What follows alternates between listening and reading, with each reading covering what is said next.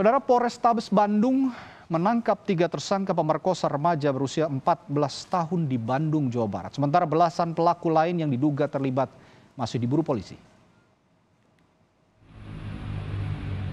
Kasus pemerkosaan, penyiksaan, dan perdagangan manusia terhadap remaja berusia 14 tahun di Bandung, Jawa Barat jadi perhatian serius. Sebanyak 3 tersangka telah ditangkap polisi. 1 diantaranya adalah perempuan. Saat ini, polisi masih memburu belasan pihak lain yang diduga terlibat. Keberadaan pihak lain diketahui polisi berdasarkan keterangan korban dan ketiga tersangka yang kini ditahan. Menurut berita acara, tersangka yang 3 orang ini ada 17 lagi yang akan kami lakukan penangkapan. Sedang dikejar sekarang ya. Mohon waktu, kami akan lakukan penangkapan terhadap 17 orang yang berkaitan dengan kegiatan undang-undang ini, peristiwa ini. Merespons kasus ini, Menteri Pemberdayaan Perempuan dan Perlindungan Anak Bintang Puspayoga menyatakan, selain pendampingan terhadap korban, pihaknya akan bertemu dengan Jaksa Agung dan Kapolri. Kami kutip dari laman detik.com, Menteri Bintang menyatakan akan segera bertemu dengan Jaksa Agung dan Kapolri untuk menyamakan perspektif dalam menangani kasus ini secara intens. Dalam kasus ini, ketiga tersangka yang kini ditahan terancam tindak pidana perdagangan orang dengan ancaman hukuman maksimal 15 tahun penjara. Tim Liputan, Kompas TV. Informasi lebih lengkap kita akan tanyakan jurnalis Kompas TV Fida Alatas di Bandung, Jawa Barat. Fida, saat ini ada 17 terduga pelaku dan kini masih dalam pencarian polisi. Lalu peran mereka dalam kasus ini apa saja, Fida?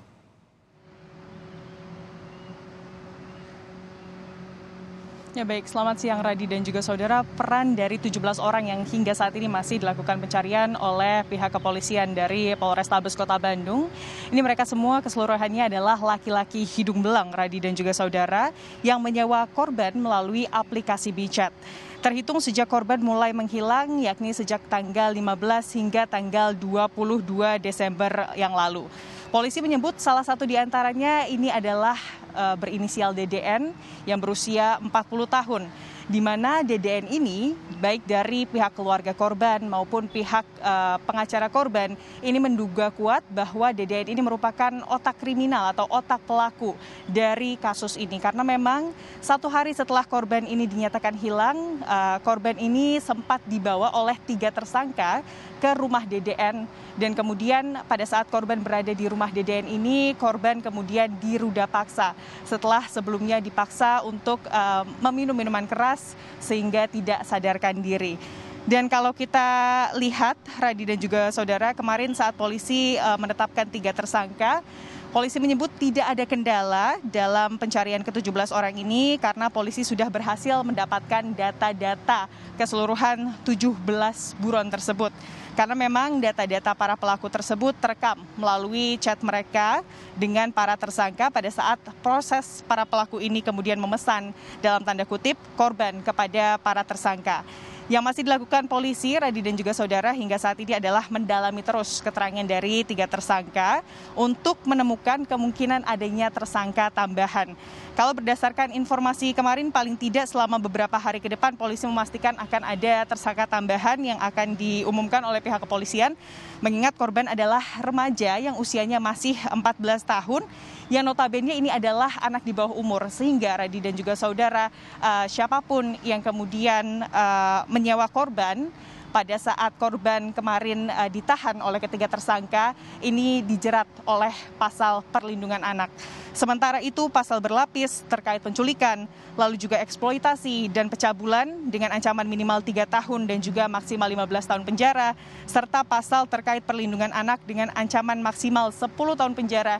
Ini juga dilayangkan oleh pihak kepolisian kepada ketiga tersangka yang saat ini telah berhasil ditahan oleh pihak kepolisian, Radi. Baik, Fida, lantas seperti apa kronologi kasus ini hingga akhirnya terungkap oleh pihak kepolisian?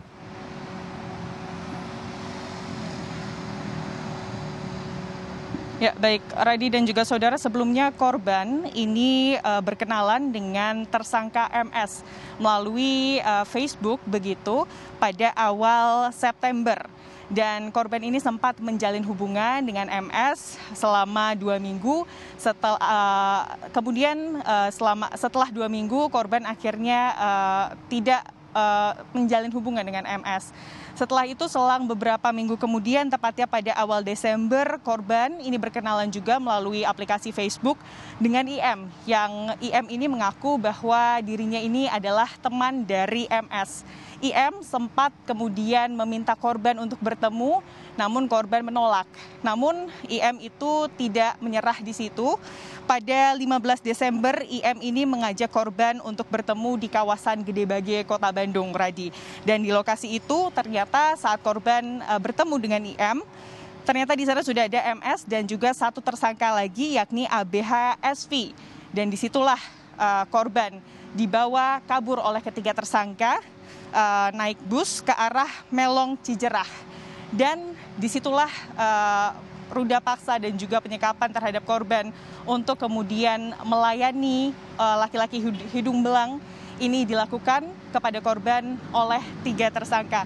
Paling tidak sejak tanggal 15 hingga tanggal 22 ini korban sudah dipaksa untuk melayani belasan laki-laki, di mana setelah itu akhirnya pada saat korban ini dinyatakan hilang, pihak keluarga ini mulai mencari lewat Facebook. Dan kemudian saat pihak keluarga mulai mencari lewat Facebook, ada orang yang mengaku melihat korban melalui aplikasi WeChat. Dan disitulah pihak keluarga beserta pihak kepolisian ini mencoba untuk menjebak ketiga tersangka. Dan akhirnya ketiga tersangka ini berhasil ditemukan pada tanggal 23 Desember kemarin, Radi. Baik, terima kasih Vida Alatas melaporkan langsung dari Bandung, Jawa Barat.